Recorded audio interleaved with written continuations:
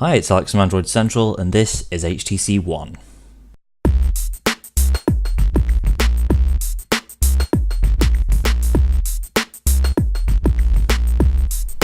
So we're here in London with the all-new, all-official HTC One handset, formerly known by its codename of M7.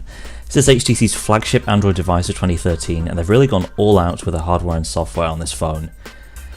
Starting with design, HTC's back making metal phones, and we couldn't be happier. The HTC One is crafted from a single piece of aluminium, punctuated by a trim around the side and back for the antenna. The chassis itself is a similar shape to the Droid DNA, with flat sides, rounded corners, and a curved back. And the combination of this chassis design and the metal construction means that HTC One feels really great in the hand. I've been really impressed by the build quality that HTC's brought to this handset. There's not too much going on around the back of the device. You've got your Beats Audio logo, and of course the Beats software tweaks return once again. There's also HTC's Ultra Pixel camera, which we'll get to in more detail later on. The phone's pretty normal in terms of its button placement, although the power button is hiding a rather interesting function. As well as turning the phone on and off, it also doubles as an IR blaster, which works with the built-in TV app. Again, we'll have more on that in a few minutes. Let's head around the front and take a look at the business end of the phone. It's got a 4.7-inch Super LCD 3 screen at 1080p resolution, which makes for a whopping 468 pixels per inch, so exceptionally sharp. Above and below the screen are dual front-facing speakers, which HTC says have larger speaker chambers and improved membranes, and boom sound is HTC's fun little buzzword for this combination of features.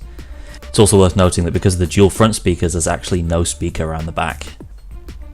Now, you might have noticed something missing from the front of this thing. Unlike HTC's 2012 handsets, there's no task switching key on the new HTC One. In fact, there's just back, home, and a central HTC logo. That might be a deal breaker for some people, but at least it's easy enough to get the task switcher by double tapping the home key. Moving on to internals for a second, the HTC One is powered by a quad-core Snapdragon 600 CPU. That's the new chip that was announced at CES, backed up by 2GB of RAM. Built-in storage comes in 32 and 64GB helpings, although there's no expandable storage option. The battery isn't removable either, although it is fairly large at 2300 mAh. So onto software, and there's an awful lot here to set the HTC One apart from previous devices. It's running Android 4.1.2 Jelly Bean and HTC's new Sense 5 UI. Sense 5 goes back to the drawing board with a lot of the visual parts of Sense, especially the home screen launcher. The meat of this new home screen experience is centered around what HTC calls Blink Feed. And this is a vertically scrolling flipboard style grid of social updates, news feeds, calendar appointments, and anything else that might be going on in your world. That includes a redesigned weather widget up top, and of course you've got the usual app shortcuts down below. The app drawer has also been overhauled. You can create folders directly in the app drawer and rearrange stuff in other ways. There's a built-in search function too, and you can change the style of the grid to suit your own preferences. So the new home screen dynamic seems focused on hopping between the Blink Feed and the app drawer, although you can still get a more traditional home screen view if you want. Just swipe to the left and get a standard icon and widget setup, which you can customize in the usual way, and there's even an old Sense 4 style flip clock if you've been missing that. Other apps have been tweaked too, including the music player, which has been updated with visualizer effects and lyric support through Grace Note. And if you've missed those full screen weather effects, then they're still to be found within the weather app. Another major selling point for the HTC One is the rear camera, which HTC is calling an Ultra Pixel camera. What this means is much larger pixels on the sensor itself, so they're able to capture more light, which in turn leads to better low light performance, more accurate colours, and generally better looking images. Shots are output at a little over 4 megapixels, so you lose out in sheer resolution, but the idea is this is made up for by the improvement in image quality. The other side of the HTC One photo equation is what HTC calls Zoes, a term that comes from the word zoetrope. Zoes are a new way of taking pictures designed to make it easier to capture the exact image that you want.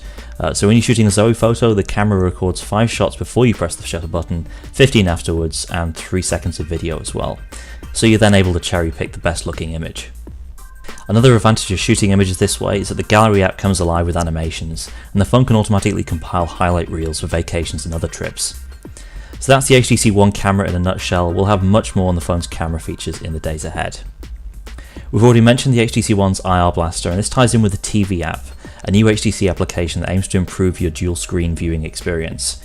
HTC's worked with major manufacturers and operators to make sure the app works as a universal remote with a TV guide. In the UK, there's support for Freeview, Freesat, Sky and Virgin, and localized channels can be set based on your postcode. So that's going to wrap up our first look at the HTC One. As you can see, there's a lot going on with this handset, and you'll definitely want to check out the rest of our in-depth coverage on Android Central right now, and keep watching in the days ahead for even more on one of the first big Android launches of the year.